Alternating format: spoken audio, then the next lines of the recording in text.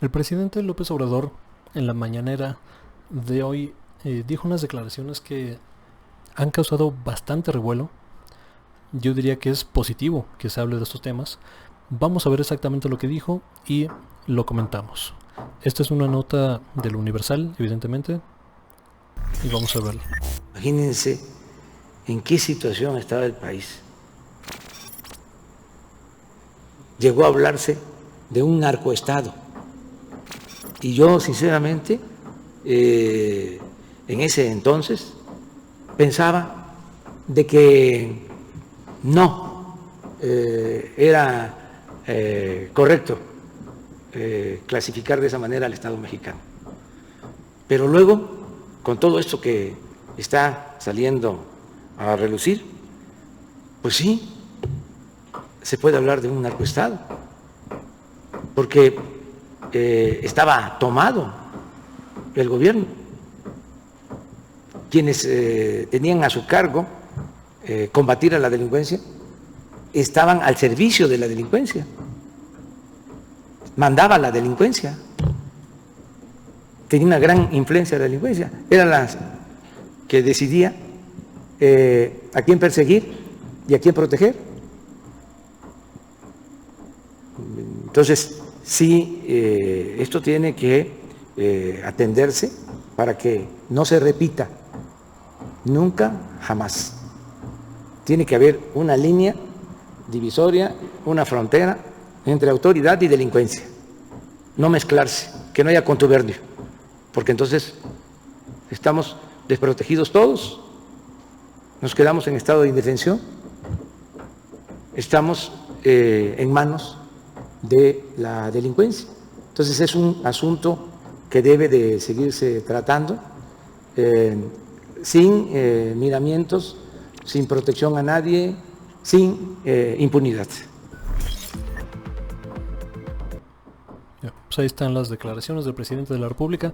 Esto, digamos, es importante porque de entrada, digo, que yo tenga memoria, jamás en la vida se había mencionado este término desde el poder. Evidentemente, investigadoras, Ana Lilia Pérez, ¿no? Lidia Cacho, o sea, hay personas que han estado de primera mano investigando e informando y ya manejaban este término, ¿no? Olga Warnot, por ejemplo, ¿no? Que está a punto de sacar un libro interesantísimo, ¿no? de Felipe Calderón, ya mencionaban este término como narcoestado, que en su momento, o sea, bien dice López Obrador, digamos, era inconcebible que en medios de comunicación mainstream, ¿no? Corporativos, de Televisa, TV Azteca, se refirieran a este término, ¿no? Y cuando había eh, reporteros, investigadores que lo mencionaban, era como, no, ¿cómo puede ser que ese narco, no puede, o sea, pero sí, evidentemente es una caracterización adecuada de lo que significó el gobierno de Felipe Calderón. O sea, el gobierno de Felipe Calderón fue un narcoestado, tal cual. O sea, no se le puede o sea, categorizar de otra forma. Digamos, García Luna no era un pelagatos, ¿no? Digamos, un funcionario de poca monta, un policía por ahí municipal, ¿no? O un jefe de departamento, un subdirector, o sea, no. Era el encargado, designado por el mismo Felipe Calderón, de conducir la política de seguridad en el país. Y ahora sabemos que era la mano derecha, o sea, el brazo armado del cártel de Sinaloa, cabrón. O sea, si eso no es un narcoestado, yo no sé qué es, pues. O sea, similar a lo de Álvaro Uribe en Colombia. La parapolítica le llaman allá. O sea, la creación y fortalecimiento de grupos paramilitares desde el gobierno. Y con las Fuerzas Armadas como brazo de estos grupos paramilitares criminales, pues, que en su momento eh, masacraron y desaparecieron a miles de personas allá. O sea, eso es lo que hizo Felipe Calderón. Pues, o sea, la iniciativa Mérida, ¿no? O sea, que es el Plan Colombia, ¿no? De trasladado al contexto mexicano. Digo, ahí yo tuve oportunidad de ver muy de cerca la iniciativa Mérida, de analizar sus datos, sus objetivos, sus metas, sus indicadores. Y era un relajo total, o sea, había un descontrol, no se sabía ni el equipamiento que se tenía, ni dónde quedó, ni con quién. O sea, era horrible, pues, o sea, la administración con las patas de esos recursos que venían. Ahora se sabe que muchos de esos recursos y armamento terminaban, no por obra del Espíritu Santo, seguramente, en manos de grupos de crimen organizado, ¿no? Principalmente del cártel de Sinaloa y sus diferentes ramas, ¿no? De armadas, ¿no? Y células. Eh, o sea, te digo, esto es un hito en la historia de México cuando un presidente, o sea, la máxima autoridad del Estado mexicano, define a un gobierno anterior como narcoestado, o sea, con todas sus letras, sin pelos en la lengua, sin no, pues es que había quizá contubernio de algunas manzanas podridas del Estado mexicano. No, o sea, la política de seguridad del país estaba alineado con uno de los principales grupos de crimen organizado, sino el principal de todo el mundo. O sea, de ese tamaño creció el cártel de Sinaloa bajo el auspicio de Felipe Calderón. O sea, no sé, o sea, pensar que todavía hay gente que defiende a Felipe Calderón, o sea, que ve con nostalgia aquellos años de militarización, de espionaje, de abusos de poder, de corrupción, o sea, de un pantano terrible. O sea, y no es como que hoy todo sea color de rosa, ¿no? Y López Obrador es impoluto y todo lo que toca lo hace oro y no, o sea, no, güey. O sea, hay muchas de las personas de aquellos días trabajan todavía en la Fiscalía General de la República, en cuerpos policiales, o sea, en diferentes expresiones del aparato estatal. O el ejército también, algunos de los generales que están hoy en día en activo, o sea, datan desde aquellos días. Entonces, mucho del aparato estatal que sirvió como lacayo de estos grupos de crimen organizado sigue ahí, ¿no? Y no se ha hecho una limpia extensa, cabrón. Se acaban de separar un par de personas del cargo, ¿no? Porque creo que fue Ana Lilia Pérez. Yo no quiero equivocarme en esa cuestión, pero no estoy completamente seguro, pero fue Lidia Cacho. Mencionó que todavía hay personas ligadas a García Luna en el actual gobierno. O sea, ya se separaron un par de directores del cargo, ¿no? Por ejemplo, en lo que hay investigaciones y todo. Entonces esto es una estructura, pues.